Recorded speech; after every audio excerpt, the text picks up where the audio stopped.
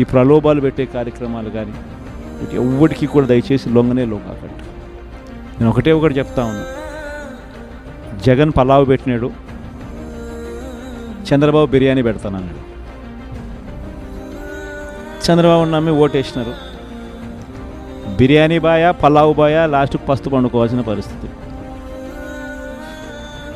చంద్రబాబును నమ్ముకుంటే ఎక్కడైనా ప్రజలైనా అంతే, నాయకులైనా అంతే. ఇంతకుముందు మన పార్టీ నుంచి 23 మంది ఎమ్మెల్యేలను తీసుకున్నారు, 3 ఎంపీలను తీసుకున్నారు. ఆ 23 మంది ఎమ్మెల్యేలలో ఎంతమంది టికెట్లు ఇచ్చినాడు? నాకు తెలిసి 3కి. ఎమ్మెల్యేలు తీసుకునేటప్పుడు ఒక్కొక్కరికి ఎంత ఇస్తామన్నాడు? ఒక్కొక్కరికి 20 కోట్లు ఇచ్చింది. ఎంత అడ్వాన్సు?